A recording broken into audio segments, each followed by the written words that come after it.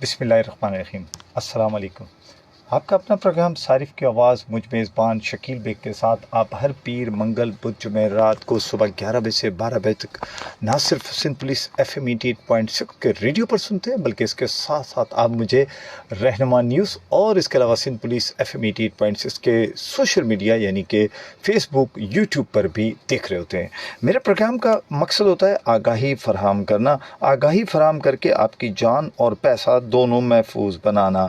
अच्छा, ये खाली एक जुमले नहीं है बल्कि मेरी पूरी कोशिश भी होती है और मैं कोशिश करता हूँ। असल में मसला क्या होता है कि आपको इसमें ज़्यादातर क्या होती है कि आपको अवेयरनेस देने की ज़रूरत होती है, और अवेयरनेस दिए बग़ैर कोई भी चीज़ पूरी दुनिया में जो लोग होते हैं जो अवेयर होते हैं चीज़ों से तो वो बच जाते हैं।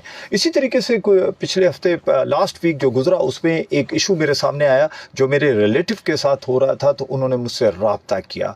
हुआ कुछ ये कि उन्होंने एक पुरानी गाड़ी परचेज़ की। पुरानी गाड़ी परचेज़ करने के बाद वो उसके बाद उन्होंने उस गाड़ी को, और ये जो इस वक्त गाड़ी में बैठे हुए जो सुनने वाले सामीन जो इस वक्त मुझे सुन रहे हैं उनके लिए ये बड़ी ज़बरदस्त बात है। आज का प्रोग्राम उनके लिए बहुत ज़बरदस्त अवेयरनेस का प्रोग्राम होगा। और सबसे बड़ी बात है, घर में बैठी हुई ख़वातीन अगर सुन रही हैं तो उनके लिए भी अवेयरनेस का प्रोग्राम है। अगर उनका भाई, बेटा या शौहर या बाप कोई भी गाड़ी परचेज़ कर रहा हो तो उसके लिए ये प्रोग्राम आप सोशल मीडिया पर भी इसे महफूज करके रखिएगा और ज़रूर सुनाइएगा। इससे ना सिर्फ आपका पैसा महफूज होगा बल्कि आपका वक्त भी बचेगा, आप अजियत से भी बचेंगे, क्योंकि इसमें सबसे बड़ी बात अवेयरनेस की है।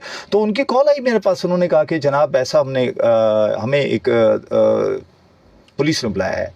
तो वो वहाँ पर गए तो मैंने कहा जी बिल्कुल ठीक है, पुलिस ने बुलाया तो आप करें जी। उन्होंने गाड़ी को 15 महीने पहले सेल की थी।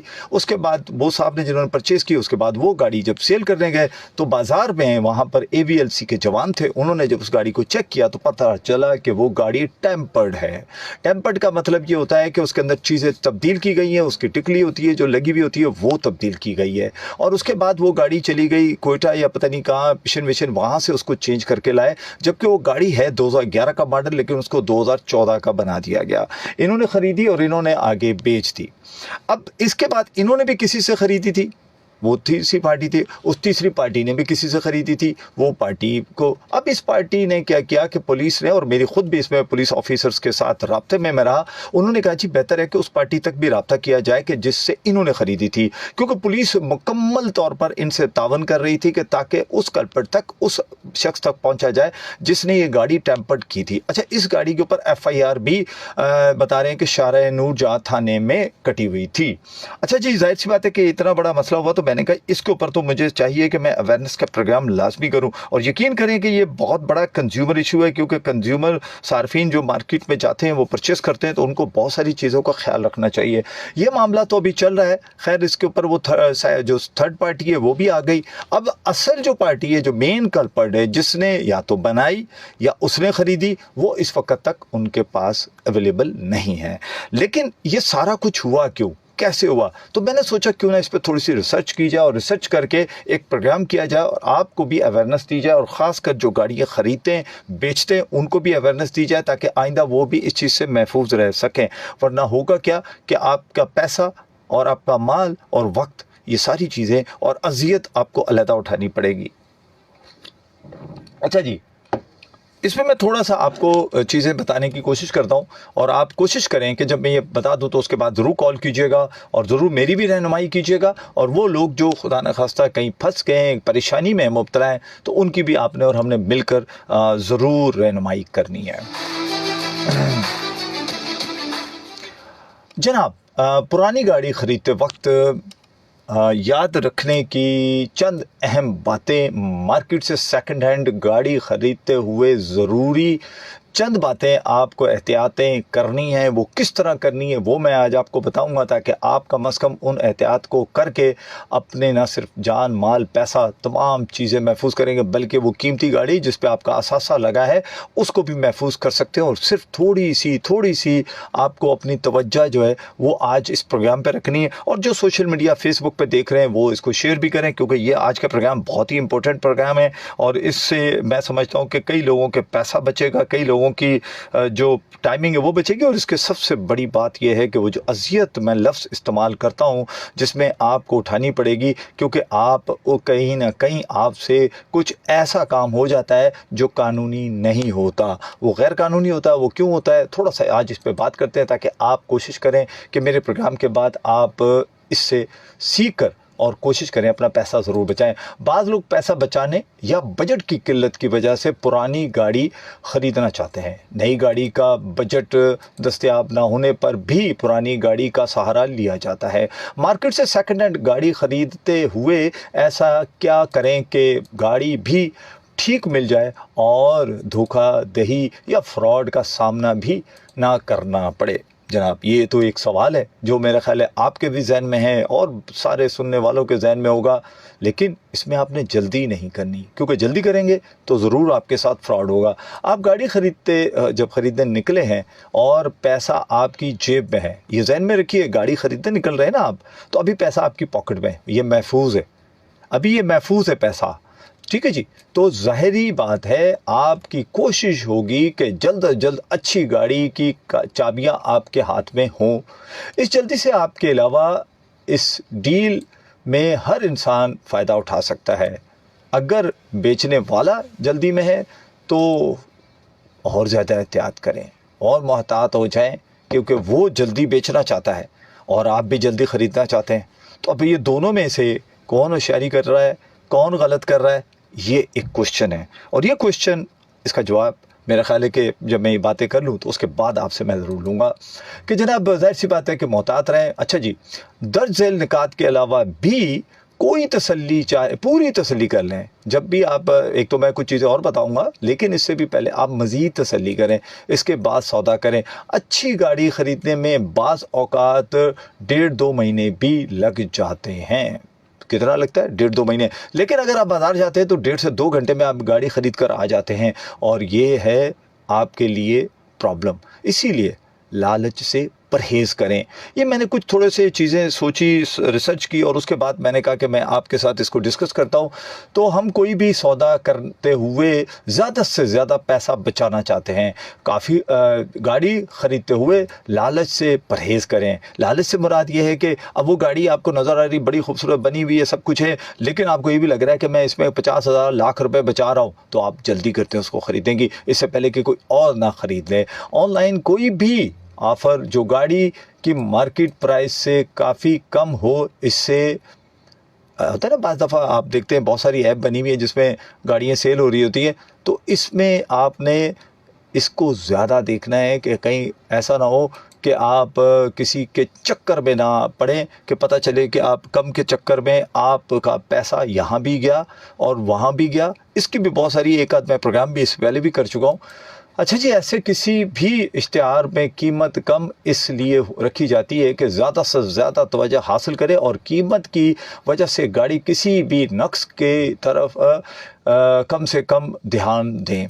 यानी कि होता ये है कि आप जब कर रहे होते तो आपको कोशिश होती है कि जनाब आपको वो जो नुकसान उठाना पड़े तो नुकसान ना उठाना पड़े, बल्कि आप इसी तरीके से उसको यानी कि सेल कर दें, या गाड़ी इसी तरीके से मार्केट में जाकर वो शख्स जिसे आपने परचेज़ की हुई हो तो पता चलता है कि जनाब वो आपने परचेज़ कर ली, लेकिन आपने ये ध्यान नहीं रखा कि उसमें कौन कौन सी कोताहियाँ थीं या कौन कौन सी कोताहियाँ हैं। तो जनाब वाला, इसकी वजह से आपके लिए बहुत सारी परेशानियाँ बनती हैं, और ये परेशानी की वजह जो होती है वो मुझे लगता है कि हमारा लालच होता है, और लालच जो होता है वो फिर आपको लेकर हमें बैठ जाता है जी, और इसका नुकसान होता है। अच्छा जी, इसी तरीके से फिर हम बात करते हैं टोकन।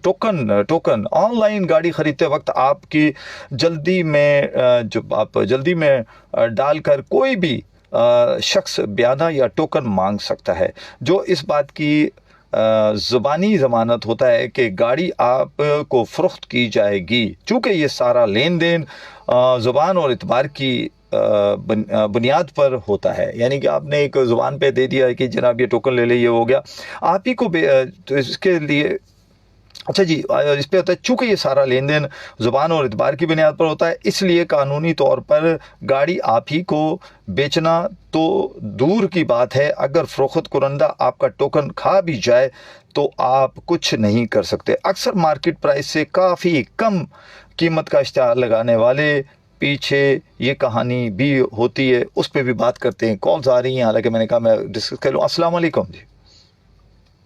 हेलो, अस्सलाम वालेकुम। जी वालेकुम सलाम।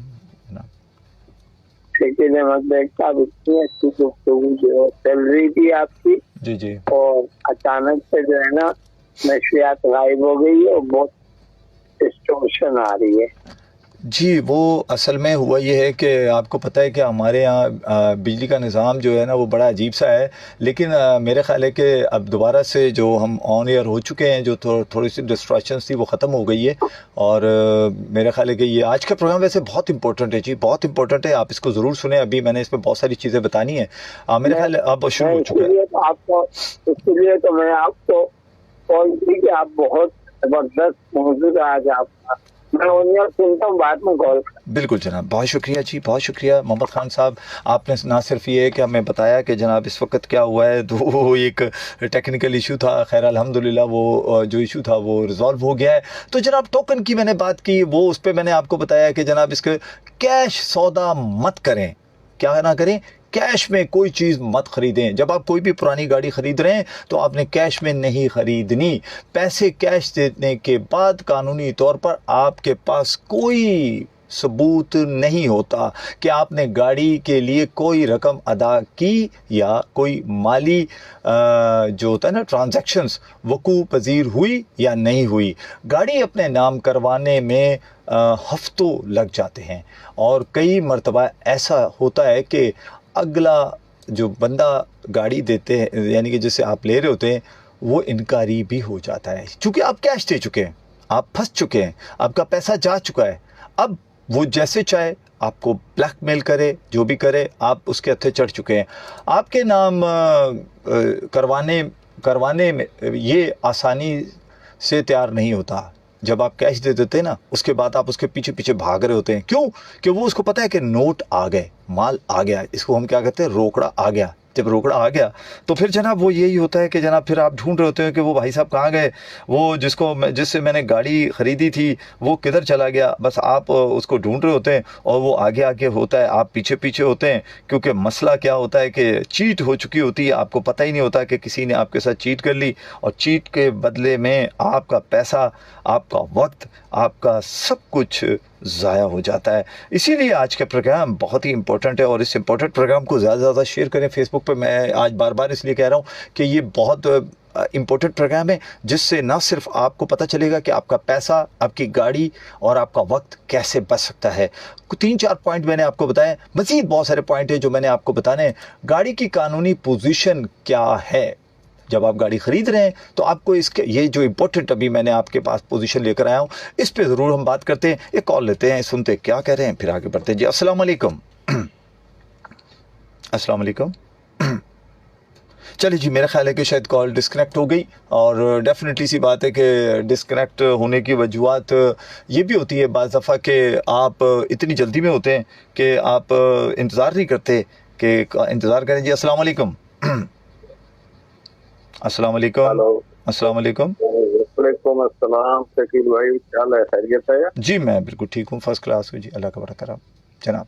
शकील भाई, मैंने आपसे कोई बात करनी है ऑफियर, मेरा बहुत एक मसला बना हुआ है, तो मैं ऑफियर आपसे कोई मशवरा लेना चाहता हूँ, अगर ऑफियर मुझसे बात करें। जी आप मुझे मैसेज कीजिएगा पहले, फिर जैसे ही अगर मैं फ्री हूँगा तो फिर आप मुझसे ज़रूर बात कर लीजिएगा, ठीक है जनाब? इसी नंबर पे? नहीं, मेरा नंबर मैंने कई मरतबा दिया हुआ है जो कि मेरी टीम के पास होता है, लेकिन ये है कि वो फिर फॉरवर्ड मुझे कर देते हैं। नंबर नहीं है। चलिए मैं आपको देता हूँ जी, आप ले लीजिए, दे रहा हूँ। ओके हाँ जी, जो इश्यूज़ के ऊपर कोई बात करना चाहते हैं, और ये चूँकि टीम का नंबर होता है, लेकिन ये है कि वो नंबर जब आपकी कॉल आती है तो उसके बाद टीम मुझे अटेंशंस कर देती है। तो जब अटेंशन होती है तो फिर उसके बाद मैं इस पर कॉल कोशिश करता हूँ कि मैं इस पर कॉल ले लूँ, और फिर उसके बाद आपसे बात हो जाती है। तो पहले टेक्स्ट कीजिएगा, टेक्स्ट या वॉइस मैसेज कर दें, सबसे अच्छा व्हाट्सएप के ऊपर, तो वो ज़्यादा अच्छा है, ताकि ये कि आपका भी टाइम बचेगा और मेरा भी।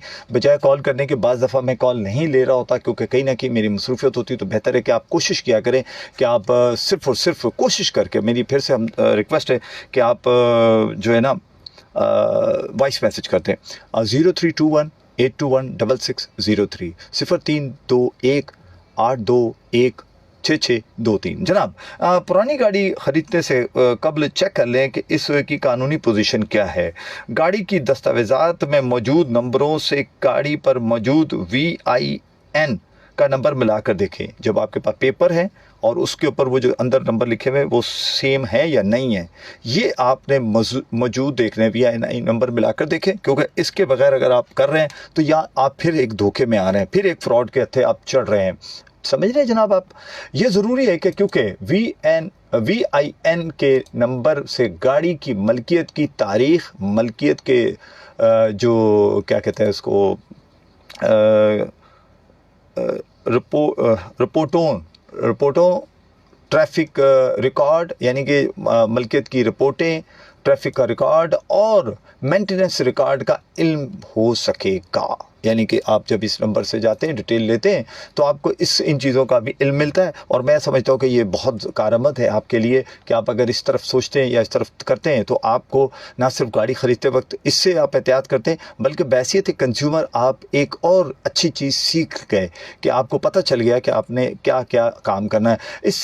इससे ये भी मालूम हो जाएगा कि आप मतलूबा गाड़ी की जो सलामती के लिए आपको किसी किस्म की कोई कार्रवाई तो नहीं करनी है। आप समझ रहे बात को, कि अगर खुदा न खास्ता वो गाड़ी कहीं नेगेटिव बातों में जा चुकी है, जैसे CPLC में, AVLC में, कहीं भी उसकी आवाज़ जो लफ्ज़ कहा जाता है, इसको गाड़ी ख़रीदने और बेचने वाले इसको लफ्ज़ कहते हैं, आवाज़ तो नहीं आ रही, तो आप इसमें भी चेक हो जाता है, आपको पता चल जाता है कि जनाब कहीं खुदा न खास्ता आपकी गाड़ी नेगेटिविटी एक्टिविटीज़ में तो नहीं इस्तेमाल हुई, कहीं ऐसा तो नहीं कि मनफी जो होती हैं सरगर्मियाँ उसमें तो इस्तेमाल नहीं हुई। तो ये डिटेल्स भी आपको पुरानी गाड़ी में बहुत ज़रूरी होती है। पता चले कि आपकी गाड़ी से किसी ने गलत काम किया हुआ है, फ्रॉड किया हुआ है, चीट किया हुआ है, किसी के साथ लेन देन में वो नंबर इस्तेमाल हुआ है, या खुदा न खासा किसी पे फायरिंग करने में इस्तेमाल हुई है गाड़ी, तो आपको ये सारी चीज़ें देखनी। लेकिन 1-1.5 घंटे में आप गाड़ी देखकर ख़रीदने के बाद क्या ये सारी चीज़ें चेक कर सकते हैं? नामुमकिन। एक कॉल लेते हैं। अस्सलाम वालेकुम जी। वालेकुम अस्सलाम। अख्तर अमीन खुरंगी जी अख्तर अमीन साहब। सर, आप तो माशाल्लाह गाड़ी की बात कर रहे हो ना। अभी रात को भी मेरा भतीजा आया तो वो मुझे बता रहा था, वो सरजानी में मतलब उधर रहते हैं, आयशा मंजिल वाली साइड पे रिश्तेदार हमारे। तो वो रात को बताया कि उन्होंने 90 लाख का एक मतलब जमीन खरीदी किसी से, और एक कागजात वगैरह उसने बंदे ने जो जिससे लिया उसने तैयार करवाए, बाकायदा अदालतों में भी गया। उसके बाद जब उसने सारा पैसा दे दिया उसको, तो उसने कम से कम 30 से 35 लाख रुपया उसको बनाने के लिए शुरू कर लिया। नीचे का सारा पोर्शन बनाया, ऊपर का जब टाइल वाइल लगाने लगे तो 3 से 4 महीने के बाद इसकी जो जमीन थी वो बाहर के ममालिक में था, जैसे सऊदीया के। तो वो आके गाड़ी वाड़ी ला के हाँ बोलने लगा, हाँ भाई क्या कर रहे हो? बोला इन्वेस्टमेंट तो ये खरीदी है, देखो कागज है। उन्होंने बोला जब ये केस अदालत के जरिए दोबारा गया वहाँ, तो उसी बंदे के नाम कागज निकले जिसने वो पहले की जमीन खरीदी। अब वो मामला बीच में लटका हुआ, तो गाड़ी तो दूर, तो ये जमीनों पे भी बहुत फ्रॉड हो रहे हैं सर। मेरा ख्याल है कि एक तो पहले मेरा प्रोग्राम पूरा सुन लिया करें अख्तर अमीन साहब। मैं इसलिए आपकी बात में मैंने रुकावट नहीं बना क्योंकि एक आप अच्छे कॉलर हैं। चले सर, ओके ठीक है जनाब, बहुत शुक्रिया। नहीं, मैं उसी पे बात कर रहा हूँ, मेरे अलावा आज कोई डिस्कस नहीं है जनाब। ये चूँकि गाड़ी का इशू है, बिल्कुल उनके साथ भी एक फ्रॉड हुआ होगा, इसमें कोई शक नहीं है। लेकिन इस वक्त जो मैं बात कर रहा हूँ वो मैं गाड़ी पे कर रहा हूँ, ताकि वो कंज्यूमर जो बेचारा इस तरफ सर्वाइव करता है। आप ज़मीन ले रहे हैं, वो 70-80 लाख की बात कर रहे हैं, कोई 1 लाख की, कोई 1 करोड़ की बात कर रहे हैं। यहाँ गाड़ियाँ 1.5 करोड़ रुपए की आप 2-2 घंटे में ख़रीद लेते हैं और उसके बाद आपके साथ फ्रॉड हो जाता है। और ये मैं समझता हूँ कि इंतहाई ख़तरनाक होता है, और चूँकि ये लोगों के लिए, बेचारों के लिए एक मुसीबत बन जाता है जब वो चीज़ परचेज़ कर लेते हैं। जाहिर सी बात है कि आपको ना सिर्फ खुद बल्कि आपको उसके लिए फिर आगे बहुत सारे कानूनी इश्यूज़ भी होते हैं। अस्सलाम वालेकुम जी। अस्सलाम वालेकुम। अस्सलाम वालेकुम देख साहब, यहाँ बना फॉरेन डायलम। जी जनाब यासीन साहब, क्या कहना चाहेंगे? आप खैर कैसे हैं? अल्लाह का बहुत करम, शुक्र अल्हम्दुलिल्लाह जनाब। आप बस मेरे पास सिग्नल नहीं आ रहा, लेकिन मेरे आवाज सुनने के लिए मुझे कॉल करता हूँ मैं। आपके पास अच्छी आप यकीनन कोई टॉपिक ऐसे लेके आते हैं, बहुत अच्छे जो हम लोग को फायदा दीजिए। देखिए निकलना है मैं आपको कोई टॉपिक का मुझे पता नहीं, लेकिन है ना मेरा दिल चाहता है मैं आपकी आवाज सुनूं। आप खुद हर किसी के अच्छा ही करते हैं ना, मतलब खुश रखे। और मेरे जितने भी लिस्टर को मैं अस्सलाम वालेकुम कहती हूँ। ओके जनाब, ओके, बहुत शुक्रिया, अल्लाह हाफिज़ जनाब, अल्लाह हाफिज़ जनाब। यासीन साहब थे कुरंगी से, लेकिन वो जाहिर सी बातें बता रहे हैं कि सिग्नल का इशू है, वहाँ पर वो सुन नहीं पा रहे। आज वैसे भी टेक्निकल मसला चल रहा है, 2 मरतबा इस वक्त हमारी जो है ऑन एयर जो है वो डिस्कनेक्ट हो चुकी है, तो जिसकी वजह से मैं माजरत ख्वाह हूँ, लेकिन डेफिनेटली एक इशू ऐसा है इसके ऊपर हम कुछ कर नहीं सकते, ये हमारे बस में नहीं है। तो जनाब मैं जैसे अभी आप सर्च कर रहा था कि कार्रवाई नहीं हो सकती, तो बेहतर है कि आप ख़रीदते वक्त इसके अलावा आपको जो गाड़ी चेक करानी, एक्साइज और AVLC कहते हैं, एंटी व्हीकल लिफ्टिंग सेल। क्या है जनाब? AVLC एंटी व्हीकल यानी कि गाड़ियों का लिफ्टिंग सेल है। ये पुलिस डिपार्टमेंट का और इनके मुख्तलिफ जगहों पे ऑफिसेस हैं। इसमें आपने गाड़ी को जो है ना वो चेक करवाना है। और ये चेक कैसे करवानी है, क्योंकि यहाँ पर बाज़ दफ़ा वही बाज़ारों में, शोरूम पे इधर उधर लोग बैठे होते हैं जो आपसे कहते हैं कोई मसला नहीं, हमें दे, हम आपको सब कुछ करा के दे देते हैं। ये कभी नहीं कीजिएगा।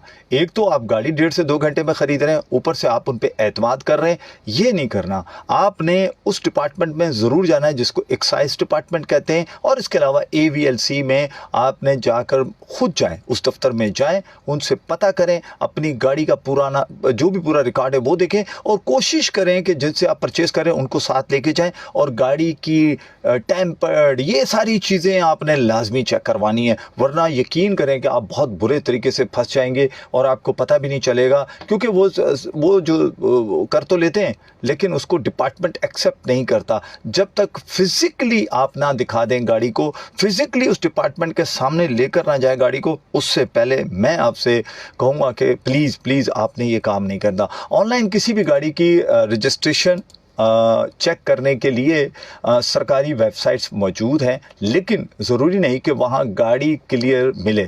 तो पीछे इसके कागजात पर भी कोई एतराज़ मौजूद ना हो। आपको पता है ना, गाड़ी की आजकल फ़ाइल आपके पास होती है, आप ही मालिक है, वो प्रॉपर्टी आपकी है।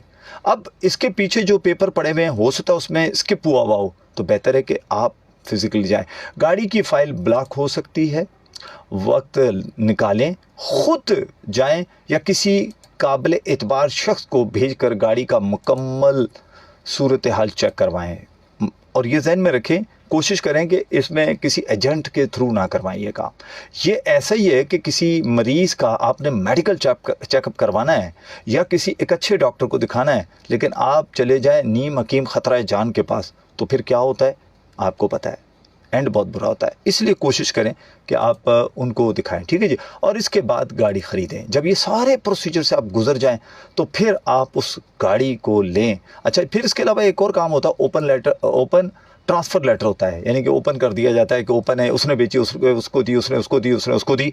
इस पे कई अर्सा पहले से हुकूमत वक्त ने पाबंदी लगाई हुई है, एक्साइज डिपार्टमेंट की तरफ से, सिंध पुलिस की तरफ से, ट्रैफिक की जानिब से इस पे मुकम्मल पाबंदी है कि ओपन ट्रांसफ़र जो लेटर होता है, इस पे गाड़ी को नहीं चलाना चाहिए। आप अपने नाम उससे लास्ट में ट्रांसफ़र करवाएं।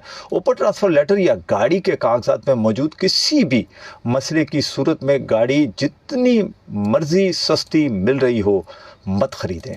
इस सूरत हाल में ये केस, ये जो इस तरह का जो होता है ना, शोरूम मालकान के पास, यानी कि वहाँ पर भी इस तरह की गाड़ियाँ होती हैं, ओपन पे चल रही होती हैं, वो दे देते शोरूम के मालकान के बस का होता है, या गाड़ी बेचने वाले के करीबी अजीज़ों का। क्योंकि वो होता ही है कि शोरूम वाले जो लेते हैं ना गाड़ी, वो उस टाइम जल्दी में होते हैं, वो किसी भी अपने रिश्तेदार उसके नाम करवा लेते हैं, और फिर उसके बाद पता चलता है कि जब आपका वक्त आया तो उसके बाद वो आंखें दिखा रहे हैं, और वो जिससे गाड़ी आपने परचेज़ की वो दिखा रहा है। हाँ, अलबत्ता आप जिससे भी लें, शोरूम से लें, वो ज़्यादा इसलिए बेहतर है कि शोरूम से आप उसके लेटर हेड पे आप वो चीज़ को लिखवाएं कि जनाब ये गाड़ी मैंने इतने बजे। और एक और चीज़ मैं यहाँ आपको सिखाने की कोशिश करता हूँ कि जब आप पेपर देते हैं, आप अगर गाड़ी बेच रहे हैं या ख़रीद रहे हैं, तो आप जितने पेपर हैं उसको एक एक मरतबा पूरा चेक करें। फिर उसके बाद आप एक काम करें, छोटे छोटे अल्फाज में 1 2 3 4 5 हर पेज पे डाल दें, जितने पेपर हैं, चाहे फ्रंट पे बैक पे जहाँ जहाँ भी है उसके सारे नंबर डाल के फिर उसके बाद उसकी फ़ोटो कापी करें।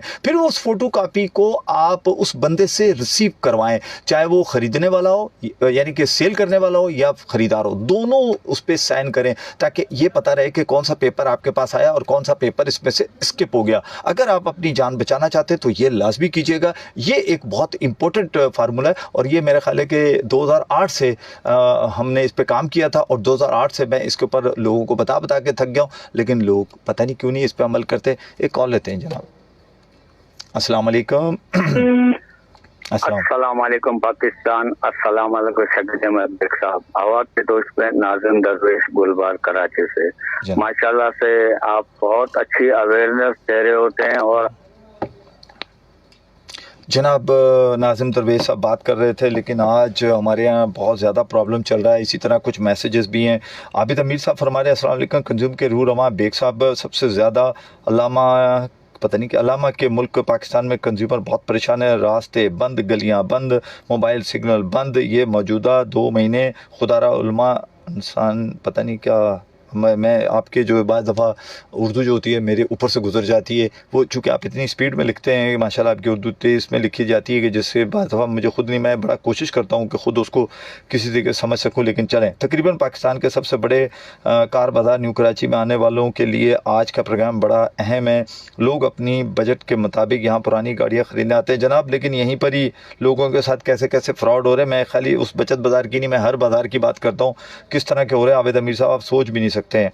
अच्छा जी, आज का पॉइंट मुझे समझ में आया कि पेमेंट अकाउंट के ज़रिए करें और दूसरा सस्ता देखकर बेसब्र ना हो जाए। नहीं, असल बात ये नहीं है कि ये कि जनाब के आपको अच्छा, हमारे बहुत ही अच्छे दोस्त हैं सीरत अब्बास जैदी साहब जो कि मेरे ख्याल ऑस्ट्रेलिया में हैं, वहाँ पर इस वक्त इस प्रोग्राम को भी देख रहे हैं। सीरत भाई आपको इस पर प्रोग्राम में भी वेलकम करते हैं क्योंकि आप इस वक्त जहाँ बैठे हैं वो बहुत दूर है पाकिस्तान से, और यकीन करें कि वहाँ से जो लोग यहाँ इन्वेस्टमेंट के तौर पर भी गाड़ियाँ परचेज़ करते हैं, प्लाट परचेज़ करते हैं, उनके साथ भी बड़ा फ्रॉड होता है। और उस फ्रॉड ही को हम कोशिश करते हैं कि किसी तरीके से ख़रीदार जो है वो बेचारा इतनी मेहनत से पैसा कमाता है, उसके साथ कोई फ्रॉड ना कर ले। तो गाड़ियों के ऊपर आज जो फ्रॉड की बात की जा रही है, इससे बचने की कोशिश करें और कोशिश करें कि आप इसकी तमाम चीज़ें, जैसे मैंने आपसे कहा, क्योंकि आज थोड़ा सा प्रॉब्लम भी चल रहा है, कभी लाइन डिस्कनेक्ट हो रही है, कभी बिजली डिस्कनेक्ट हो रही है, कभी ऑन एयर कुछ इश्यूज़ हो रहे हैं, इंटरनेट का इश्यूज़ आ रहा है। तो लेकिन ये तमाम चीज़ें के बावजूद मैं समझता हूँ कि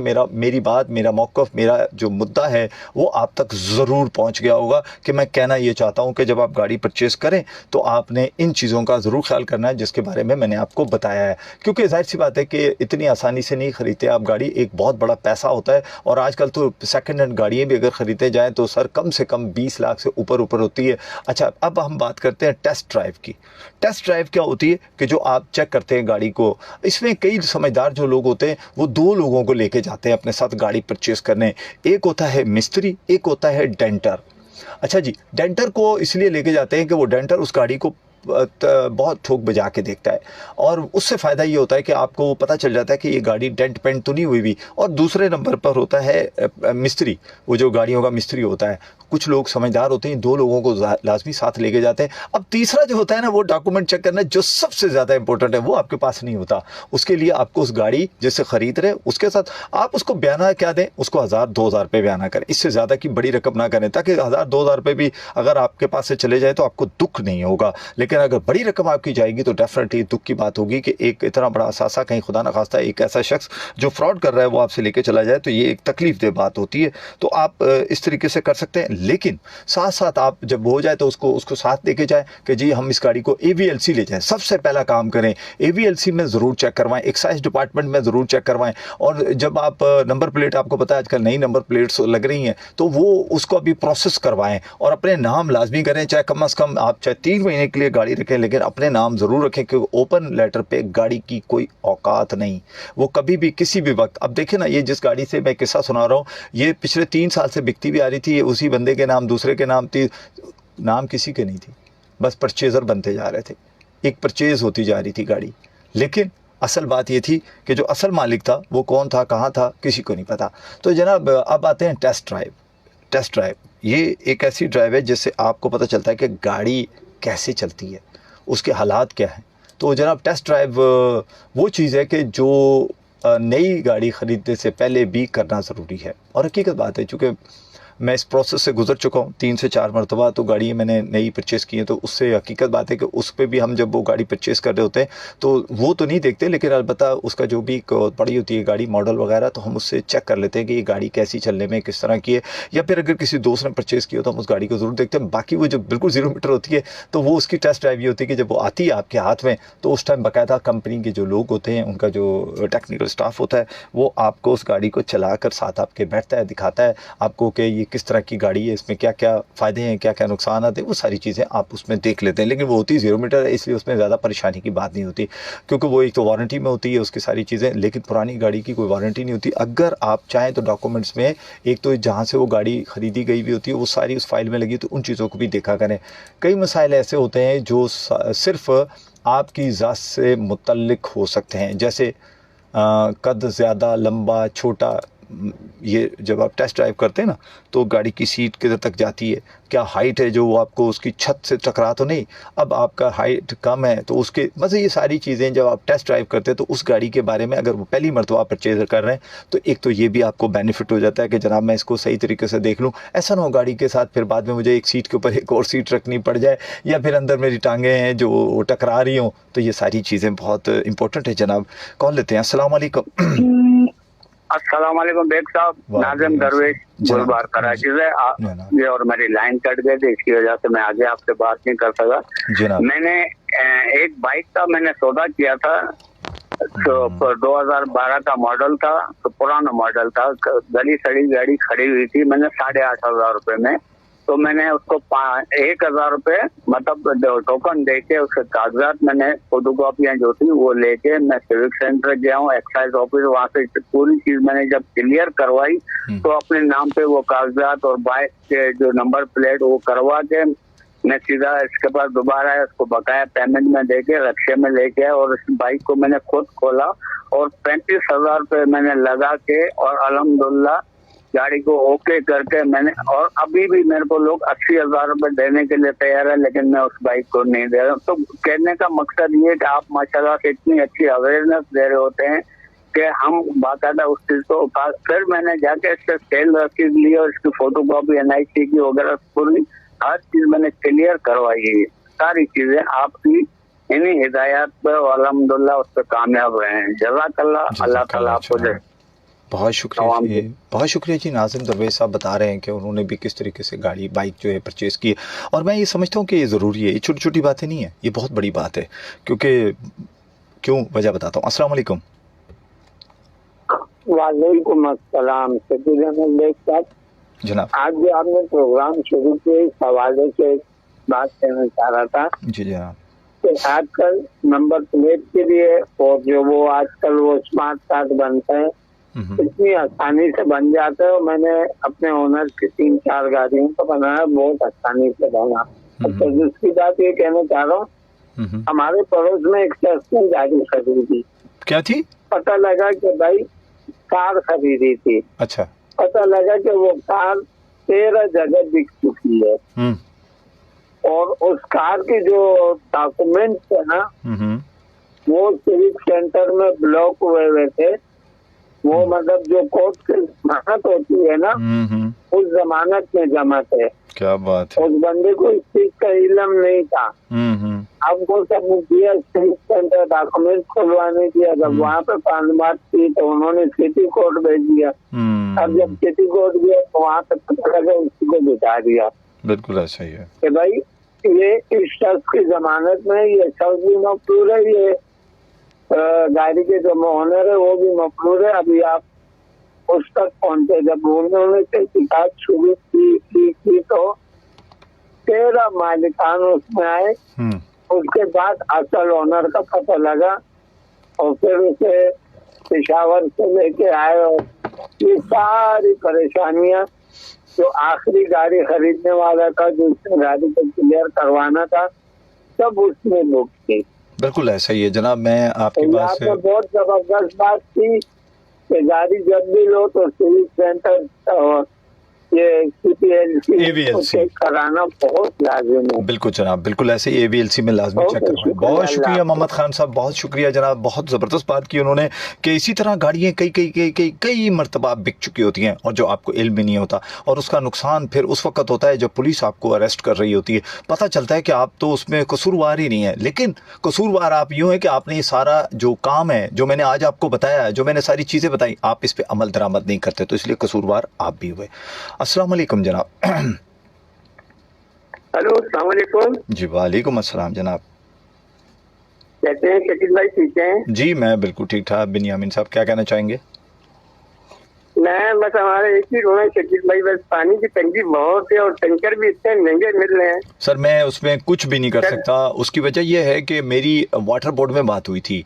वो कहते हैं कि अगर किसी इलाके का मसला है तो इंडिविजुअल हमें नहीं पता, पूरा इलाके ने अगर कोई ऐसी चीज़ की हुई है तो वो अपने यूसी नाजिम के थ्रू हम तक पहुँचाएँ तो फिर हम इस पर देख सकते हैं। अगर आपने आपके अहले मोहल्ला ने मिलकर यूसी नाजिम के थ्रू टाउन से फिर वो उधर फॉरवर्ड की है तो वो कॉपी हमें फॉरवर्ड करें तो हम फिर वाटर बोर्ड से बात कर सकते हैं। वरना इसके अलावा वाटर बोर्ड कहते हैं कि हम इस तरह, क्योंकि असल मसला ये वो बिलिंग चेक करना चाहते हैं कि क्या आपके इलाके से बिलिंग हो रही है नहीं हो रही।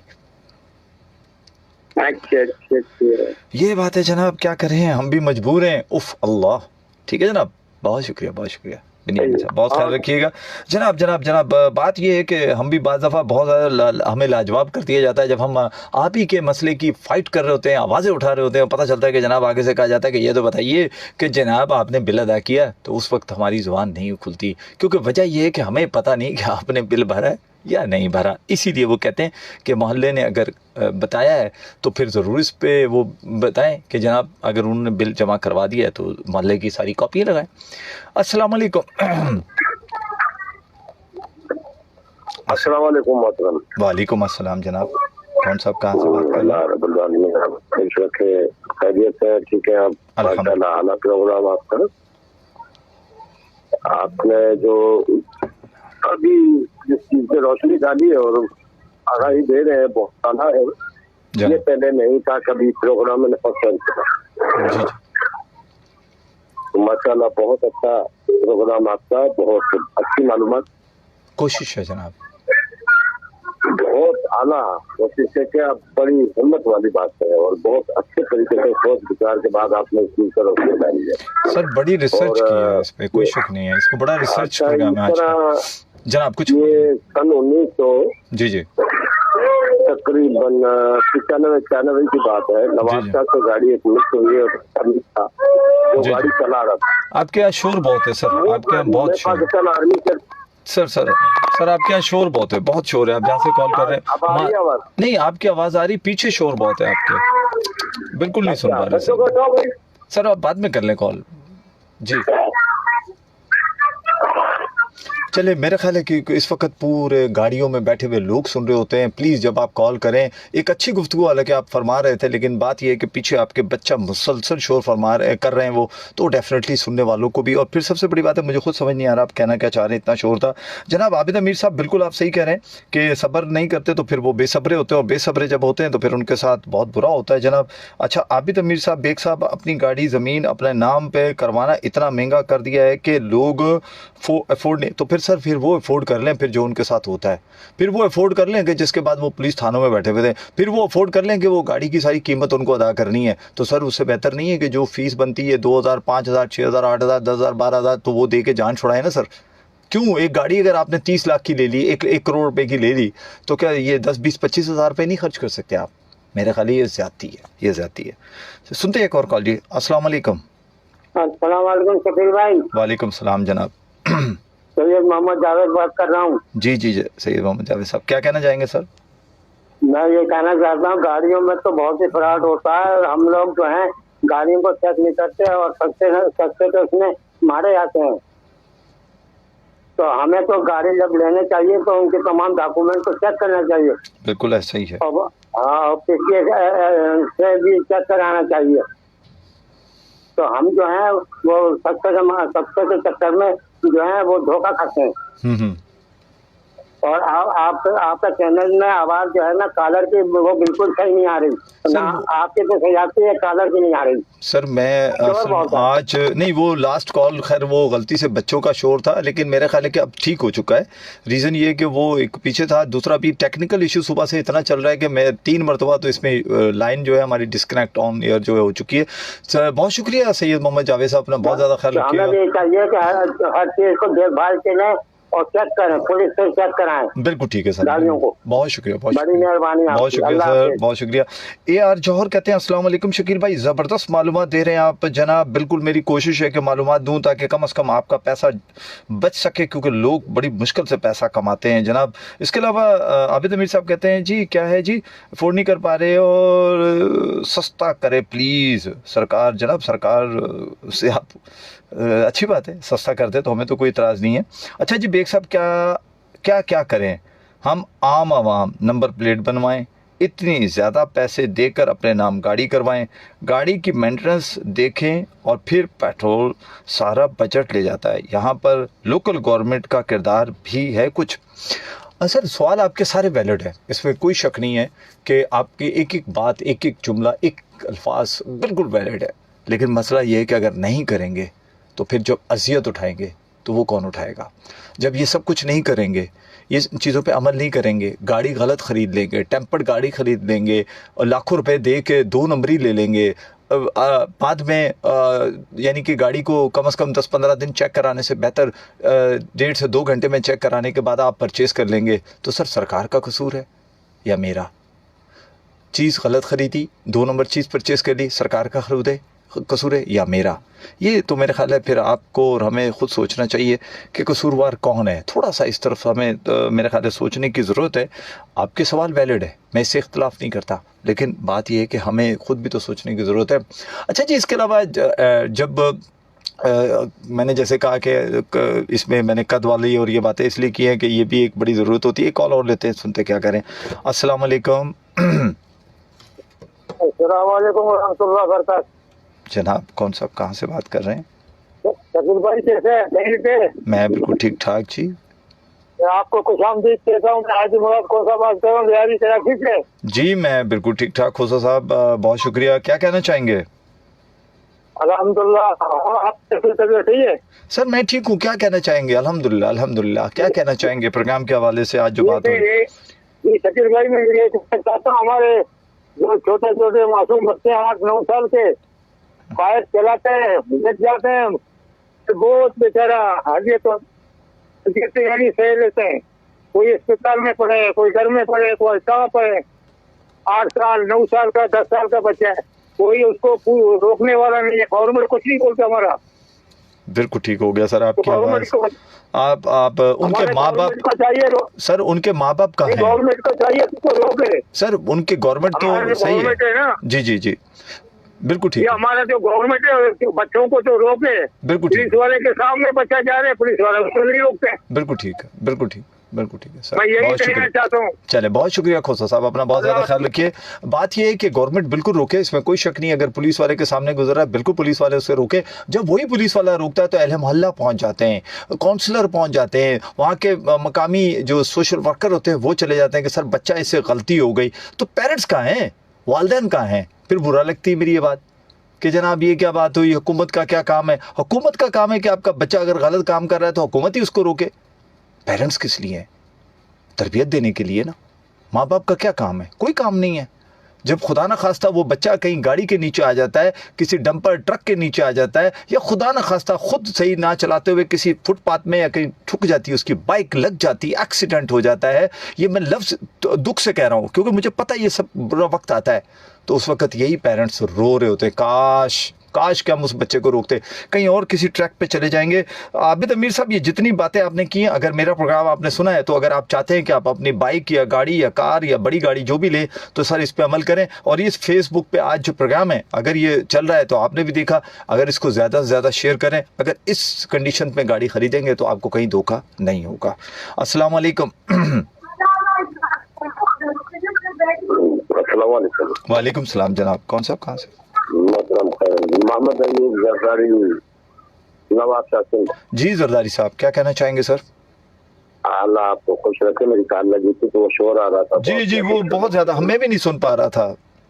हाँ जी जी, क्या कह रहे थे आपने? 1995 शायद बता रहे थे गाड़ी परचेज को। हाँ, वो ऐसा हुआ था 15 का, और गाड़ी जाके फैसलाबाद में मेरी ड्यूटी थी, वहाँ पर हम ड्यूटी कर रहे थे। जी जी, स्पेशल ड्यूटी कर रहे थे, तो वहाँ वो गाड़ी मेरे को नजर आई। 15 मिनट से गाड़ी काफी अच्छे से गई थी। तो नवाबशाह की गाड़ी थी वो। जी जी, तो उस गाड़ी का हमने पीछा किया, गाड़ी जिस घर में गई, जहाँ जाके रुकी, तो फिर मैंने पुलिस को वहां से एलएफ के लिए बुलाया। वो गाड़ी भी गिरफ्तार उठाई और बंदे भी गिरफ्तार हुए। तो वो गाड़ी यहाँ समिट की FIR थी उसपे, तो वो गाड़ी पकड़ी गई। अच्छा, उस पे डॉक्यूमेंट क्लियर, मजे की बात, डॉक्यूमेंट क्लियर, लेकिन ओरिजिनल साइन नहीं थी उनसे। बाकी जो मतलब 2 नंबरी जो की थी, कमाल थी। बस सर यही तो कमाल है जिसके लिए आज मैंने इतनी बड़ी तमीद बांधी, इतना बड़ा प्रोग्राम किया लोगों को समझाने के लिए। अब अगर वो चाहें तो इस मेरे प्रोग्राम को सुनकर आगे लोगों को भेजें ताकि लोग इस फ्रॉड से बच सकें। जी जी जी, चले सर, बहुत शुक्रिया जरदारी साहब। ये वो मर्डर भी जाहिर हुआ। अच्छा, दूसरा प्रॉब्लम सिंध में हमारे पास क्या है जी जी, कि गाड़ी बिकती हुई होती है, आगे गाड़ी बिकती चली जा रही है, फाइल एक बंदे के पास है, उसने गिरवी रखी हुई है पैसों के लिए, वो गाड़ी आगे बिकती चली जा रही है। खरीदने वाला क्यों कर रहा है ये काम? उसका पैसा हराम का है क्या? समझ नहीं आ रही है लोगों को। मुझे वहाँ की कागज मिल जाएंगे आसरे पे, बस वही है कि एक झूठ बोल दिया जी, बस जरदारी साहब, मिल जाएगी। जरदारी साहब, आप भी माशाल्लाह फोर्स में रहे हैं, तो आप ये बताएं कि जो खरीद रहा है वो पागल तो नहीं है कहीं? तो यही तो बेवकूफी है, जहालत है ना। चले कम से कम अभी भी शऊर की बहुत फकदान है हमारे यहाँ। ऐसे ही है, बिल्कुल सही फरमाया आपने, शऊर की कमी है जिसका नुकसान है। बिल्कुल ऐसा ही है। चले दुआ करें कि लोगों को समझ आ जाए। आज आपकी बात भी और हमारी, परवरदिगार अल्लाह रब्बुल इज्जत सबको अकल दे, शऊर दे। बहुत शुक्रिया। और ये खान बाबा आए थे, अल्लाह उनको खुश रखे। ये पुराने आपके जी जी, सभी आ रहे हैं माशाल्लाह, नाज़िम दरवेश सब आते हैं माशाल्लाह। माशाल्लाह तमाम दोस्त खोशो साहब आए, अल्लाह खुश रखे उनको, सबको, सब दोस्तों को। वेलकम टू योर प्रोग्राम, अल्लाह खुश रखे आपका। बहुत बहुत शुक्रिया, बहुत शुक्रिया, बहुत शुक्रिया जनाब। जरदारी साहब नवाबशाह से थी बात। ये कि एक ऐसी बातें बताने का मकसद ये होता है, आपको डराना नहीं है, आपका पैसा बचाना है, आपका वक्त बचाना है, आपको उस अजियत से बचाना है कि जो कभी भी हो सकती है। और फिर लारे लप्पे लगाना है मेरी आदत नहीं है। मैं तो स्ट्रेट फॉरवर्ड आदमी हूँ और स्ट्रेट फॉरवर्ड बात करता हूँ, क्योंकि वजह ये होती है कि जब वो लोग मेरे पास आते हैं ना, आप बिलीव करें कि वो कहते हैं ना कि वो वो क्या कहते हैं, एग्जाम्पल देते हैं ना कि कहीं से गुजर रहे थे तो वो ऐसी जगह थी कि दलदल टाइप की थी, मुझे नज़र ही नहीं आया और मेरा पाँव धंसता गया और मैं ये समझता था कि थोड़ा सा आगे जाऊंगा तो शायद ये दलदल कम हो जाएगी, लेकिन मैं दलदल में दबता ही गया, खुद दबता गया ना, किसी ने आपको दबाया नहीं। बात ये है कि आप थोड़े से बचाने के लिए बड़ी मुसीबत अपने लिए इकट्ठी कर लेते हैं, और बेहतर है कि आप उस छोटी मुसीबत से ही जान छुड़ाएं। और अगर आप गाड़ी खरीदें, इतनी महंगी गाड़ी खरीदें, आजकल तो मोटरसाइकिलें भी सस्ती नहीं है। आपके सामने भी नाज़िम दरवेश साहब बता के गए कि वो जो 8,000 रुपये की ली, उस पर 3500 पता नहीं कितने 4,000 5,000 रुपये खर्च किए, आज वो 80,000 रुपये की बाइक है। तो कहने का मकसद है कि कोई चीज़ अगर 25 30 50 हज़ार की है तो उसके ऊपर अगर 2-4 हज़ार रुपये खर्च करके आपकी चीज़ें आपकी क्लियर होती हैं तो लाजमी करवाइए, बजाय इस बहस पे पढ़ने के कि जनाब यूँ नहीं यूँ नहीं यूँ। तो ये नुकसान आपका है, मेरा नहीं। मेरा काम है आपको अवेयरनेस देना, मेरा काम है आपको बताना, मेरा काम है आपको समझाना, मेरा काम है आपको उस रास्ते पे लगाना ताकि आपकी जान और पैसा दोनों महफूज हो। क्योंकि जान इसलिए महफूज हो कि जब आप किसी अजियत में पड़े होंगे तो आपकी जान ही तकलीफ में होगी, और जब पैसा यानी कि जो आप अपनी औलाद के लिए, फैमिली के लिए कमाते हैं, तो वो कहीं और जा रहा हो, यानी कि कोई आपसे चीट करके ले जाए, तो तकलीफ देह बात होती है। तो इसी तरह से जब गाड़ी की उसकी चाल ढाल भी गाड़ी की भी ज़रा देख ले, क्या है वो बेहतर है नहीं है आपके लिए, और काफ़ी बेहतर अंदाज़ा लगाएं कि उसको चला के जब टेस्ट ड्राइव करें तो उसको अच्छे तरीके से चलाएं, उसको ज़रा खड्डों में ज़रूर करें। क्योंकि जब आप शॉक्स और इसका काम करवाते हैं तो मुझे पता है मिस्त्री क्या करते हैं, ज़रा थोड़े से खड्डे वाली ज़मीन पर लेके जाते हैं ताकि पता चले कि कैसी है गाड़ी, पता चले कि उसने कोई फजूल सा काम किया हुआ और एक ही गड्ढे में लगी और उसके बाद उसका कोई शॉक्स निकल गया या कोई और स्प्रिंग निकल गया या कुछ और निकल गया, तो आपके लिए फिर वो गाड़ी ख़राब हो जाएगी। इसलिए मैं समझता हूँ कि टेस्ट ड्राइव लें। इसमें मेंटेनेंस में कैसे रखा हुआ था वो आप देख सकते हैं, क्योंकि कीमती चीज़ है ना, छोटी चीज़ नहीं है। या आप छोटे से आप एक किसी से फ्रूट ख़रीद रहे होते हैं जी, 100 रुपये डज़न, ₹250 डज़न, ₹200 डज़न, उस पर हमारी कितनी बहस होती है जी, कि नहीं ये केला तो दर्जा अव्वल नहीं है, ये तो दर्जा फलाना है, ये तो ऐसा है, वैसा है, तैसा है। वहाँ लाखों रुपए की चीज़ आप खरीद रहे हैं, वहाँ ना ऐसा है ना तैसा है। वहाँ ये होता है कि इसको क्लियर कराना है, फलानी जगह क्यों जाऊँ, इधर से मैं क्यों पूछूँ, उधर से मैं क्या करूँ। तो मकसद ये है कि सवालात आपके वैलिड है, लेकिन ये नुकसान आपको करते हैं, ये मुझे नहीं करते, ये आपके लिए प्रॉब्लम क्रिएट होता है। तो बेहतर है कि इस परेशानी से बचें।